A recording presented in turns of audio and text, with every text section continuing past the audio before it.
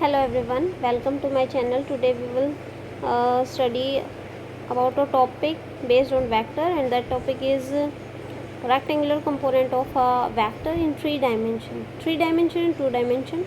तो हम इसमें क्या करेंगे स्टडी रेक्टेंगुलर कंपोनेंट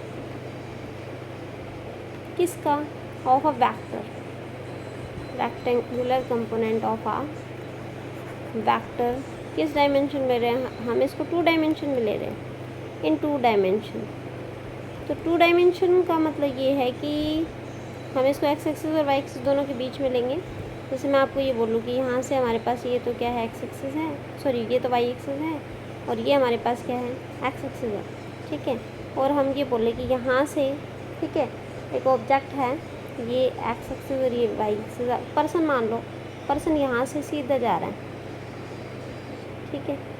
या फिर आप इसको ऐसे मान सकते हैं, सीधा ना जाके देखो, यहाँ से मैं इसको ये बोलूँ कि ये पर्सन यहाँ से और यहाँ जाके, ठीक है, इधर जाके मान लो 2 मीटर दूर चला गया और फिर वाई एक्सिस की तरफ जा रहा है, वर्टिकल, पहले हॉरिजॉन्टल जाता है फिर वर्टिकल जाता है। तो हम ये बोलते हैं कि ये इसका जो डिस्प्लेसमेंट वेक्टर है, भाई ये तो इसकी इनिशियल पोजीशन होगी पर्सन की, ठीक है, और पर्सन जाके रुका है यहाँ पे, तो ये इसकी फाइनल पोजीशन होगी।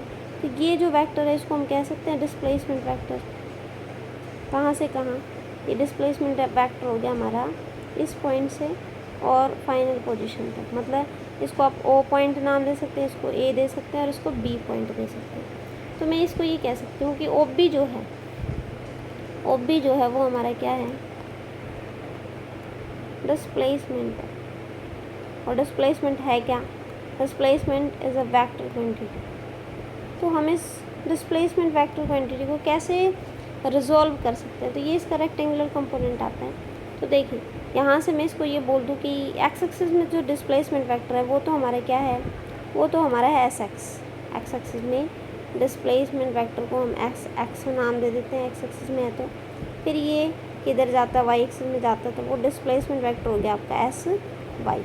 तो देखिए यहाँ से ये वाई एक्सिस में तो परपेंडिकुलर का काम कर रहा है, ये बेस का काम कर रहा है ओ ए, और ओ बी जो है वो हाइपोटेन्यूज का काम कर रही है। तो हम ये बोलते हैं पाइथागोरस थ्योरम अगर इस पर लगाएं, पाइथागोरस थ्योरम अगर इस पर लगाई जाए तो हमारा क्या होगा, ओ बी का स्क्वायर इक्वल्स टू किसके इक्वल होता है, ओ ए का स्क्वायर प्लस में ए बी का स्क्वायर, मतलब हाइपोटेन्यूज का स्क्वायर इक्वल्स टू बेस का स्क्वायर प्लस परपेंडिकुलर का स्क्वायर। तो हमारा जो डिस्प्लेसमेंट वेक्टर एस है वो किसके इक्वल आएगा, ओ बी, तो हमारा डिस्प्लेसमेंट वेक्टर एस है, ओ बी को रिप्रेजेंट कौन कर रहा है, एस, ठीक है, और ओ ए को रिप्रेजेंट कौन कर रहा है, एस एक्स, एक्स एक्सिस में, और यहाँ से हम बोलते हैं कि ए बी को रिप्रेजेंट कौन कर रहा है, एरो तो हम इसलिए लगा रहे हैं वेक्टर क्वांटिटी है एस वाई। तो हम इसको बोल सकते हैं एस जो है ओ ए की जगह आप क्या रखोगे, एस एक्स, ठीक है, और इसका होल स्क्वायर करेंगे, यहाँ पे ओ बी का स्क्वायर है तो इसका भी होल स्क्वायर होगा, प्लस ओ बी की जगह क्या करोगे आप, एस वाई, और इसका भी हम क्या करेंगे, होल स्क्वायर। तो हम इस तरीके से कोई भी वेक्टर निकाल सकते हैं। तो ये जो वेक्टर है ये हमारा ये डिस्प्लेसमेंट वेक्टर हो गया।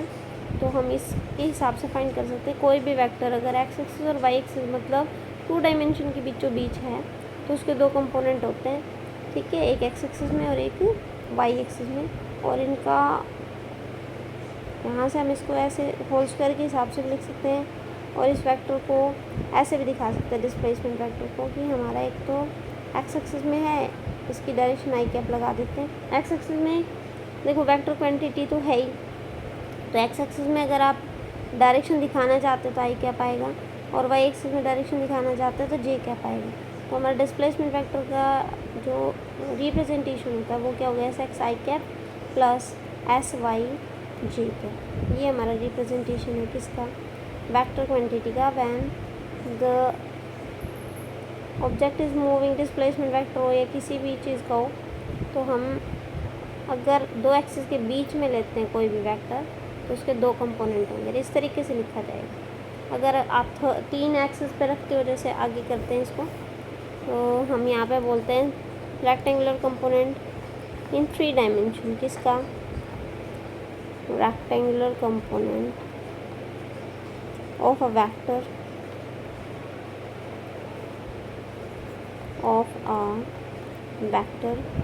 इन 3 डायमेंशन।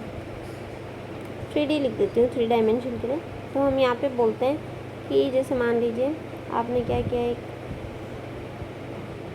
यहाँ से इस तरीके के स्ट्रक्चर में हमने क्या लिया है, हमने यहाँ से इसको एक क्यूब टाइप स्ट्रक्चर बनाना है।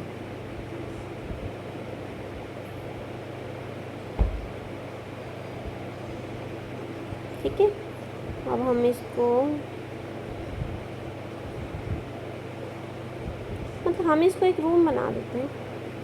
ठीक है, हमारे घर में मान लीजिए इस तरीके का रूम है।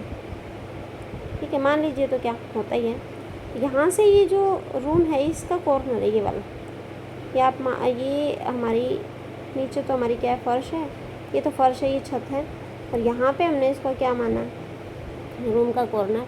अब मैं ये बोलूँ कि एक तो रूम का कॉर्नर फर्श वाला कॉर्नर और एक ही छत वाला कॉर्नर।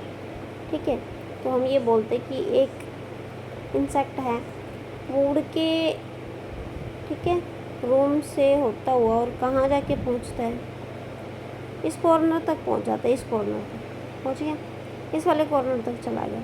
तो इसका डिस्प्लेसमेंट वेक्टर क्या होगा भाई, हम ये बोलते हैं डिस्टेंस होता नहीं वेक्टर क्वांटिटी, तो हम इसको ऐसे नहीं लेके जाएंगे, हम इसको ये बोले कि ये जो हमारा जो इंसेक्ट है वो हमारा ऐसे जा रहा है, यहाँ से होता हुआ और एक्स एक्सिस में जाएगा, पहले तो यहाँ पे एक्स एक्सिस में जा रहा है ये। ठीक है, ये वाला यहाँ गया, फिर यहाँ से ये इधर से होता हुआ वर्टिकल चला गया और वर्टिकल जाके यहाँ पहुँच गया। ठीक है, तो हम क्या बोलेंगे कि यहाँ से जो हमारा ऑब्जेक्ट है वो यहाँ से जाके यहाँ पहुँच रहा है, तो इसका डिस्प्लेसमेंट वेक्टर तो हम इधर ही लेंगे, ये वाला, ये इनिशियल पोजीशन होगी, फाइनल होगी, तो हम इसको मान लेते हैं कि इसका डिस्प्लेसमेंट वेक्टर ऐसे से ही रिप्रेजेंट कर लो आप। ठीक है, तो ये जो एक्सिस है ना, ये हॉरिजॉन्टल एक्सिस है, इस कॉर्नर से ये वाली रूम के कॉर्नर से ये वाली तो हमारी एक्स एक्सिस होगी। ठीक है, और ऊपर वाली कौन सी होगी, ऊपर वाली होगी आपकी वाई एक्सिस, रूम के कॉर्नर से जो ऊपर की तरफ एक्सिस दिखा रखे हैं ये वाई, और ये इस साइड वाला जो कॉर्नर आता है, 3 कॉर्नर के से 3 साइड्स निकलती हैं, ये हमारी जेड एक्सिस है। तो हम ये बोलते हैं कि जो डिस्प्लेसमेंट वेक्टर है, इसका डिस्प्लेसमेंट वेक्टर जो है हमारे पास, ये वाला डिस्प्लेसमेंट वेक्टर एक्स एक्सिस से कितना एंगल बनाता है उसको हम अल्फ़ा ले लेते हैं, इस तरीके का स्ट्रक्चर होता है अल्फ़ा। ठीक है, और फिर वाई एक्सिस से जो एंगल बनाते हैं उसको हम बोल देते हैं बीटा, ये बीटा एंगल है। ठीक है, और फिर हम इसको बोलते हैं कि जेड एक्सिस से कितना एंगल लेते थे, ये वाला जो एंगल है ना, ये वाला ये कहाँ तक जा रहा है, ये वाला डिस्प्लेसमेंट वेक्टर तक जाएगा भाई। ये जो डिस्प्लेसमेंट वेक्टर आपका है, ये डिस्प्लेसमेंट वेक्टर एक्स एक्सिस से अल्फा एंगल बना रहा है, इस एक्सिस से वाई एक्सिस से बीटा एंगल बना रहा है, और जेड एक्सिस से कितना बनाएगा, जेड एक्सिस से जो एंगल बनाएगा ये, इस अल्फ़ा को मैं थोड़ा सा आगे लिख लेती हूँ, ये अल्फ़ा। ठीक है, तो ये वाला पूरा एंगल 90 डिग्री तो जेड एक्सिस और एक्स एक्सिस के बीच में कवर कर दिया, प्लस में अल्फ़ा और है इसमें, तो ये हो गया हमारा गामा। ठीक है, अल्फ़ा बीटा और गामा ऐसे लिखे जाते हैं चलिए, ऐसे वाई को उल्टा करके लिख सकते हो आप इस तरीके से। तो हम ये बोलते हैं कि यहाँ पे अब हमारा जो डिस्प्लेसमेंट वेक्टर है वो एक्स एक्सिस के, वाई एक्सिस के और जेड एक्सिस के तीनों के बीच में है, तो हम इसको तो बोल देंगे, ये वाला तो हो गया हमारा एक्स एक्सिस में एस एक्स, वाई एक्सिस में हो गया एस वाई, और जेड एक्सिस में हो गया एस जेड, जैसे हमने एक्स वाई जेड का पीछे लिया था। तो यहाँ से अब आप डायरेक्ट भी कर सकते हैं कि हमारा जो एस वेक्टर है वो 3 एक्सिस के बीचों बीच है, तो हमारा एस एक्स, अब एक्स एक्सिस में जो डायरेक्शन वेक्टर आप देते हैं वो आई कैप होता है, वाई एक्सिस में जो डायरेक्शन वेक्टर दिया जाता है वो जे कैप होता है, जेड एक्सिस में जो डायरेक्शन दिया जाता है वो के कैप होता है। तो एस एक्स के साथ magnitude plus direction S Y, तो जे कैप भी आएगा, और यहाँ आएगा एस जेड के साथ कौन सा आएगा, के कैप। तो ये टर्म हमारी आ गई, ये हमारे डिस्प्लेसमेंट वेक्टर को हम ऐसे रिप्रेजेंट करेंगे। तो अब हम इसको करते कैसे हैं ये देखते हैं। तो हम इसको नाम दे देते हैं, जैसे इसको मैंने नाम दे दिया ये ओ, ठीक है, और इसको नाम दे दो आप ए, और इसको नाम दे दो बी, ठीक है। अब आप इस पर लगाओ कौन सा रूल, हमारे पास जो रूल होता है triangular law of vector addition की।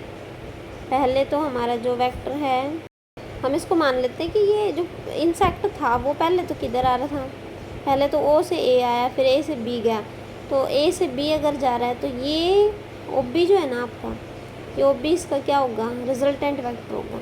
मतलब मैं इसको कह सकती हूँ कि ओ बी जो है, O B vector, O B किसके इक्वल होगा, O A plus A B.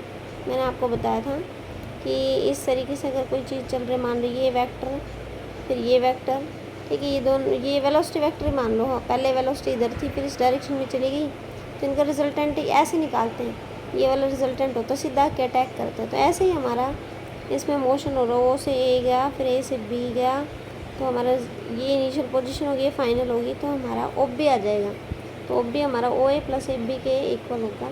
ये हमारा triangular law of vector addition. मतलब मैं इसको ये बोल लूँ कि जैसे आप समझ लीजिए, यहाँ से इसको मैं ए नाम दूँ, इसको बी अगर आपको कन्फ्यूज़न है, और इसको सी। तो ए के आगे कौन है, पहले ए, यहाँ से ए, फिर ए से बी, और बी से फिर सीधा सी। सी ने अटैक किया है किसको, यहाँ से स्टार्टिंग पॉइंट से आके बी को अटैक किया, मतलब ए और बी तो आगे पीछे चल रहे थे, तो मैं सी वेक्टर को ए वेक्टर और बी वेक्टर का एडिशन मान सकती हूँ। इसको बोलते हैं हम triangular law of vector addition. तो हम यहाँ पे वही लगा रहे हैं कि O B plus O B equals to A plus में ओ ए प्लस में ए बी। तो ओ बी जो है वो आपका कितना है, ओ बी की वैल्यू है हमारी एस वेक्टर, ठीक है, मान लिया। अब ओ ए जो है, ओ ए, अब ओ ए देखिए, ओ ए हमारा किस किस एक्सिस के बीच में है, एक्स एक्सिस के बीच में और जेड एक्सिस के बीच में, इन दोनों एक्सिस के बीच में। तो ओ ए को हम क्या लिख सकते हैं, ओ ए जो है वो हमारा S X plus S Z दोनों के एडिशन के इक्वल आएगा, दोनों के एडिशन के इक्वल, ठीक है। जैसे मैंने आपको पीछे बताया था ना कि कोई वेक्टर अगर दो एक्सिस के बीचों बीच चल रही है, मान लो यहाँ से मैं आपको बताऊँ कि कोई भी वेक्टर, ये वेक्टर यहाँ से हम इसको ये वेक्टर ले लेते हैं, तो ये वेक्टर जो भी है, ये वेक्टर है, वो अगर एक्स एक्सिस और वाई एक्सिस के बीचों बीच है तो इन दोनों के जोड़ के बराबर होगा, इन दोनों के जोड़ के बराबर होगा।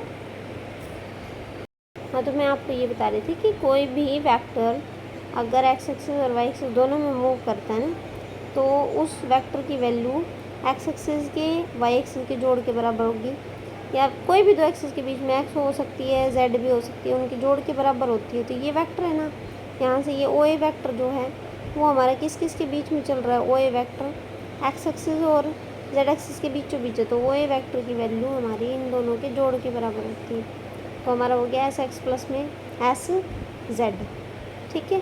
फिर यहाँ पे ए बी वेक्टर है, तो हम इसको बोलते हैं कि ये टर्म तो हमारी हो गई यहाँ से। फिर ए बी वेक्टर है, तो ए बी वेक्टर जो है देखिए यहाँ से ये बी वेक्टर है, ये हमारी वर्टिकल लाइन है, तो ये वर्टिकल लाइन किसकी इक्वल होगी, वर्टिकल लाइन हमारी वाई एक्सिस की इक्वल होगी। ये रूम की देखो, ये रूम की साइड और ये रूम की साइड बिल्कुल बराबर होती है, तो हम इसको बोलते हैं कि ए बी वेक्टर जो है, ए बी ना लिख के हम इसको वाई एक्सिस में लिख सकते हैं, वैल्यू वाई एक्सिस में डिस्टेंस वर्टिकल है तो एस वाई लिख सकते हैं। अब आपका यहाँ पे एस एक्स में आप डायरेक्शन दिखाएंगे क्योंकि वेक्टर क्वांटिटी है, तो आई कैप लिखना पड़ेगा, एस जेड में आपको जे कैप लिखना पड़ेगा, और एस वाई एस जेड में सॉरी के कैप लिखना पड़ेगा, के कैप, ठीक है।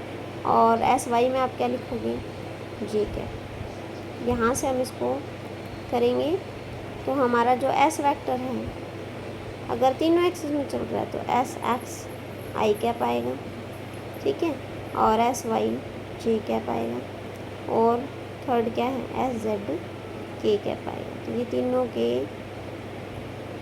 एडिशन के इक्वल होगा, जो मैंने आपको बताया तीन एक्सिस में हम डायरेक्ट कर सकते हैं, वाई एक्सिस में भी।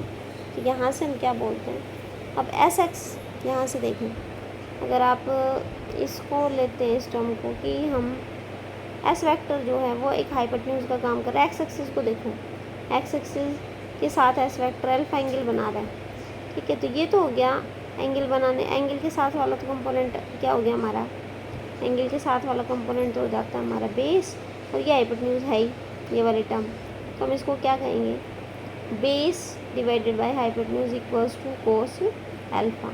फिर वैसे ही एस वेक्टर जो है बिट्टा एंगल बना रहे किसके साथ, वाई एक्सिस के साथ, तो हमारा बिट्टा एंगल के साथ वाला बेस होगा, ये हाइपोटेन्यूज का काम करेगा ओ बी, तो हमारा base by hypotenuse equal to cos beta होगा।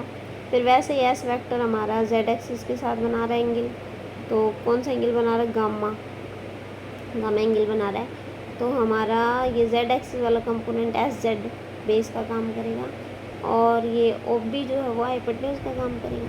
तो हम इसको कह सकते हैं कि हमारा यहाँ से टर्म शुरू होती है कि आप देखें base S x divided by hypotenuse किसके इक्वल हुआ, कॉस अल्फा। ठीक है, तो एस एक्स आपका कितना आ जाएगा, एस कॉस अल्फा। ठीक है, फिर यहाँ पे हम बोलते हैं इसी तरीके से आप वाई में लीजिए, तो S Y divided by S equals to cos beta, तो हमारा एस वाई कितना आ जाएगा, एस वाई आ जाएगा हमारा एस कॉस बिट्टा। यहाँ से हम एस जेड को लेते हैं, तो S Z by S equals to कितना आएगा, कॉस गामा, तो एस जेड इक्वल्स टू आ जाएगा आपका एस कॉस गामा। ओके, ये जो टर्म है ये अल्फा नहीं है, ये टर्म हमारी क्या है, गामा है, गामा ऐसे बोलते गामा। तो हम कह सकते हैं एस एक्स हमारा एस कोस अल्फा के इक्वल, एस वाई हमारा एस कोस बिट्टा, और एस जेड हमारा एस कोस गामा। तो यहाँ पे हम इस टर्म को लेके चलते हैं, तो ये टर्म जो है ना, ये हमारे पहले टर्म में ऐसे आई थी, S equals to S X plus S Y plus S Z, इस तरीके से टर्म आई थी।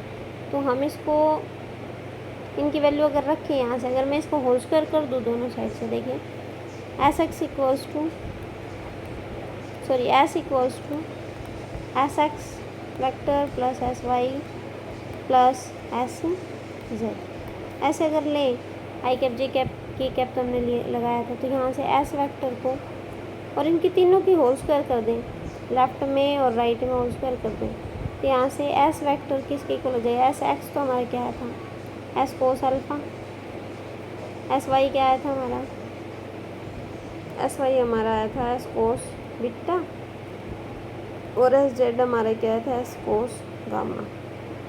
इन तीनों का होल स्क्वायर लगेगा, तो यहाँ पे भी स्क्वायर लग जाएगा, एस का भी स्क्वायर हो जाएगा क्योंकि स्क्वायर कर रहे हैं, इसका स्क्वायर इसका स्क्वायर, स्क्वायर हो गया। ठीक है, तो हम यहाँ पे बोलेंगे एस का स्क्वायर, यहाँ से आप एस स्क्वायर कॉमन लीजिए, तो आपका क्या बचा, ये बच गया कोस square alpha plus cos square beta plus cos square gamma, ये टर्म बचेगा। यहाँ से एस स्क्वायर हो जाएगा कैंसिल, तो हमारा 1 किसके इक्वल आया, ये आ गया कोस square alpha plus cos square beta plus cos square gamma. मतलब कहने का मतलब ये है कि ये हमारे डायरेक्शन कोसाइन है ये वाले। ठीक है, अल्फा एंगल डायरेक्शन तो देता ही, और कोस को हम कोसाइन बोलते हैं, तो हम ये बोलते हैं कि square of sum of square of, हमने सम किया है किस किस का, स्क्वायर्स ऑफ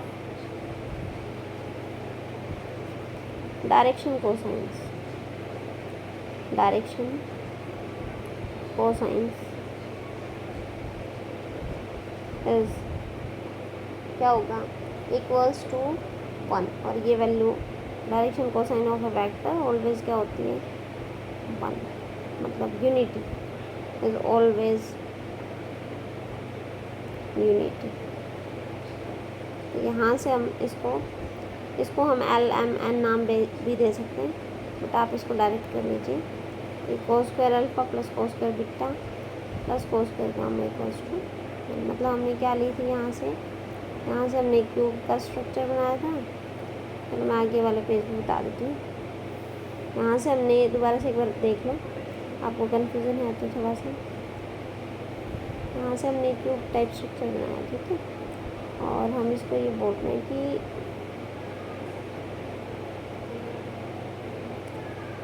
सॉरी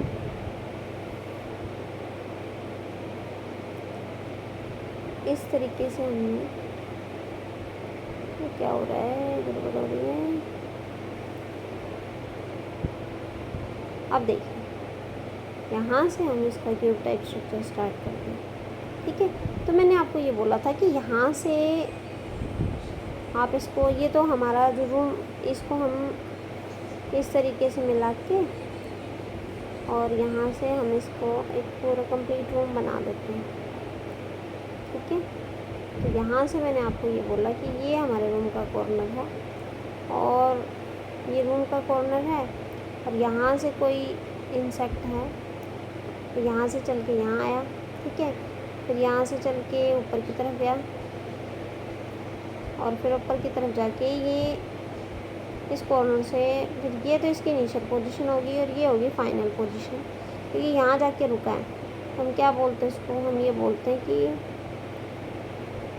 ये वाला इसका डिस्प्लेसमेंट वेक्टर होगा, ये वाला। मतलब हमारा जो ऑब्जेक्ट है या जो इंसेक्ट वगैरह है वो चलना कहाँ से स्टार्ट किया उसने, यहाँ से चला है, ठीक है। यहाँ आया, इसको हम नाम दे देते हैं पॉइंट ओ, इसको ए नाम दिया था। यहाँ से जाके वो बी पे गया। तो ये तो हमारे रूम की फ़र्श है, ये वाले तो रूम की फ़र्श है, और ये रूम की क्या है, ये हमारे रूम की छत है, ये वाली, ठीक है। तो हम ये बोलते हैं कि ये फ़र्श वाले कॉर्नर से होता हुआ, पहले तो फर्श से होता हुआ आगे जा रहा है, ठीक है। फिर वाई एक्सिस में जा रहा है और ऊपर की तरफ जा रहा है, और फिर यहाँ से हम इसको बोलते हैं ये इसकी इनिशियल पोजीशन है, तो ये इसकी फाइनल पोजीशन है। तो इसको हम इसका डिस्प्लेसमेंट वेक्टर बोल रहे थे, ये डिस्प्लेसमेंट वेक्टर एस। तो हम एक बार मैं वैसे बता देती हूँ। यहाँ से मैंने ये बोला ये एक्स एक्सिस है, ये वाई एक्सिस है, और ये क्या है, हमारी जेड एक्सिस है। तो मैं ये बोलती हूँ कि इससे इसने एंगल बनाया वो अल्फ़ा एंगल लिया आपने, इससे एंगल बनाया वो आपने बीटा एंगल लिया, और जेड एक्सिस से जो एंगल आप बना रहे हो उसको हम कौन सा एंगल ले रहे हैं, उसको गामा एंगल ले रहे हैं, गामा, ठीक है। तो यहाँ से हमने इसको एंगल नाम लिया था, ये जो एक्स एक्सिस थी, ये ऊपर वाई एक्सिस थी, और ये हमारी क्या थी, जेड एक्सिस। तो डिस्प्लेसमेंट वेक्टर एस का हमने कंपोनेंट लिया था, एक्स एक्सिस में एस एक्स, वाई एक्सिस में एस वाई, और जेड एक्सिस में एस जेड। तो मैंने ये बोला कि ये एक्स एक्सिस से अल्फा एंगल बना रहा है डिस्प्लेसमेंट वेक्टर, वाई एक्सिस से कौन सा एंगल बना रहा है, बीटा, ठीक है।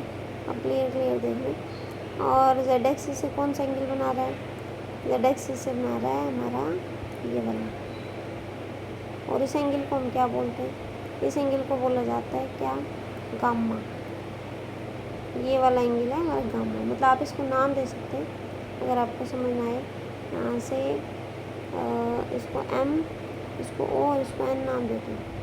तो हम ये नाम दे देते हैं एंगल एम ओ एन हमारा क्या है, गामा एंगल। गामा में आपको कन्फ्यूजन हो रही। यहाँ से मैंने ये बोला कि एस वेक्टर जो है ये, अगर आप सिर्फ एक्स एक्सिस को और इसको लेके चलते हैं, किसको, ये जो हमारा एस डिस्प्लेसमेंट वेक्टर है, तो एक्स एक्सिस बेस का काम करेगा, और एस डिस्प्लेसमेंट एक्स वेक्टर हमारा किसका काम करता है, हाइपोटेन्यूज का। तो हम यहाँ पे इसको लिखते हैं कि base divided by hypotenuse equals to cos alpha होगा। ये टर्म मैं दोबारा बता रही हूँ।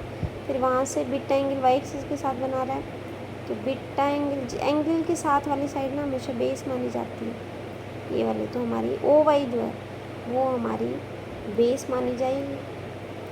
नीचे हम फिर हाइपोटेन्यूज तो एस ले ही रहे हैं, एस, ठीक है। और हमारा एंगल कौन सा इसमें, कोस बीटा। वैसे ही हमारे जेड एक्सिस में है, तो S Z divided by displacement vector, और ये हो जाएगा हमारा कोस गामा। फिर आगे हमने इनके टर्म्स को क्या कर दिया, वैल्यू रख दी, क्योंकि हमारा जो एस वेक्टर है वो किसके इक्वल है, S X, X S Y और एस जेड। इन तीनों का हमने स्क्वायर कर दिया था और इसकी हमने रख दी वैल्यू, ठीक है। तो आपका इक्वल्स टू 1 आ गया। यहाँ पर रिजल्ट हमारा क्या निकला था, cos square alpha plus cos square beta plus cos square gamma. इनकी वैल्यू क्या है, इक्वल्स टू। ओके, समझ ना आए तो आप कमेंट कर देना, मैं इसको रिपीट कर दूँगी टॉपिक को। Okay, good night.